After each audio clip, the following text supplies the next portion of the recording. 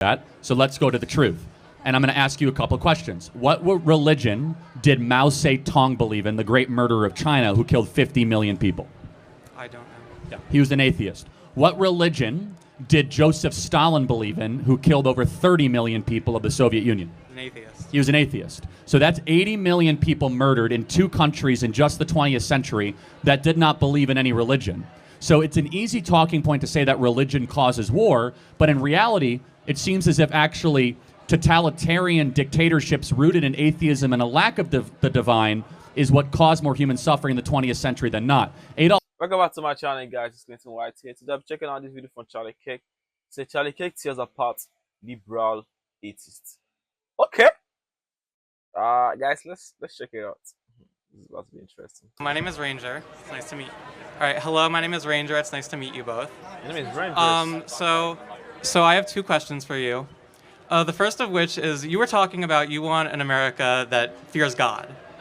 But it's believed to be back to the fundamentals of when this country was started and the Constitution was made, that there's supposed to be a separation of church and state, but it seems you don't believe that anymore. Well, where does it say that in the U.S. Constitution? Yeah, it was written in the Constitution. I don't exactly remember what part, but it has been written. It's not, actually. So, and that's okay. I'm going to help you out here. Okay. There's the Free Expression Clause and the Establishment Clause. So what you're thinking is of the First Amendment. What you're thinking of is that Congress shall make no law prohibiting or promoting the exercise of religion or the free exercise thereof. Yeah. Now, mind you, the separation of church and state is not in the U.S. Constitution. And that's okay. Not a lot of people know this. It is from a letter that Thomas Jefferson wrote in 1803 to the Danbury Baptist Convention in Massachusetts, saying to the church, the government will not come after you. There was no question at the time of the founding that God played a central role in all of our government. In fact, God is there in 4 times mentioned in the Declaration of Independence. And never should we, and you would agree, there should never be separation of morality in state. But then I have another question, not the second question, but do you believe there should be a separation between those 2 things, church and state? Well, it depends on, well, let's play it out. Do we currently have that? During COVID, the government was able to shut down the church. Yeah, should that be allowed? I mean, I don't believe so, no. Okay, so the point is that we don't even have separation of church and state because the state was able to tell the church whether or not that you could practice on Easter. Now, that's the standard that they currently have. Do I believe in a separation of morality and state? Of course not. Now, the morality that built the West is the 10 Commandments. The 10 Commandments is the best rules of life for any society to flourish and to be able to succeed. Yeah, you shall have no other gods before me. You shall have no other idols. You shall not take the Lord's name in vain. Honor your mother and fathers. May live long in the land of which you are in. Honor the Sabbath day and keep it holy. Do not murder. Do not steal. Do not bear false witness. Do not covet. Do not commit adultery. It's out of order, but that's still the 10 Commandments. Those rules for life is what the founders believed, so much so that they're in the halls of Congress and the Supreme Court. That we believe is transcendently transmitted to us, and that when we do not submit to those 10 Commandments, our country starts to fall apart. Yeah, that's true. But if you think about it, most wars when religion gets entangled into a culture and even government, most wars have started because of that. So that's a talking point that has no basis, and that's okay because a professor told you that. So let's go to the truth. And I'm going to ask you a couple questions. What religion did Mao Zedong believe in, the great murderer of China who killed 50 million people? Whoa. I don't know. Yeah. He was an atheist. What religion did Joseph Stalin believe in, who killed over 30 million people of the Soviet Union? An atheist. He was an atheist. So that's 80 million people murdered in 2 countries in just the 20th century that did not believe in any religion.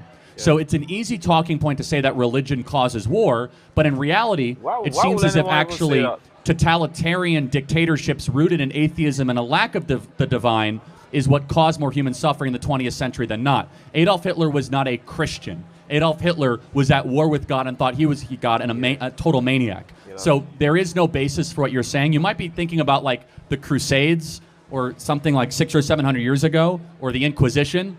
If that's the case, I think you need a better argument because religion actually keeps people sane, free, and moral, not towards war and conflict. But isn't the war that's currently occurring in Israel and Palestine over religion and their land?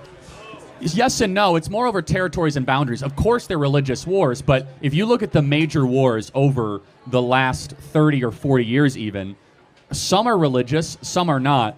But Russia and Ukraine, are they fighting over religion? No, they aren't. No. Or Central African Republic Civil War, are they fighting over religion? No. So it's an easy talking point. There really is no truth to it in the modern era. Yeah. Yeah, like guy, like he's actually correct. Like Charlie Kirk is actually right. Religion is not what causes the war. Like actually, like the wars that happen based on religion is usually like less compared to like what's happen outside of religion. You see, most of these uh big time wars that happen like in the past and stuff like that. Like as I mentioned before, some of the 80 million people that were killed and stuff like that. They were all atheists, so they didn't believe in any religion at all. So it's actually religion that keeps people, especially like Christianity, they keep people from actually involving in war because you know the commandments already, so you're like trying to keep them so you won't uh face the consequences of whatever it is. So it kind of like religion is the main thing keeping people away from war because of our several beliefs, you know. It doesn't promote stuff like that. It doesn't promote fighting against other people, fighting against countries, fighting against your neighbor, fighting against institutions and stuff like that. So it's actually like the whole opposite of everything. Religion keeps war away, and then people that don't believe in God actually, because they have a different opinion about life, so they won't actually like have value for life. So they'll be easy it will be easier for them to get into war because they don't have a value for people's life and stuff like that. But with Christianity, life is valued because whatever it cannot create, you should not be able to destroy it. That's just what it is. Anyway, let me know what you guys think about this down in the comment section. Don't forget to like this video, share, subscribe, please guys, subscribe, guys. I'll see you guys in the next video.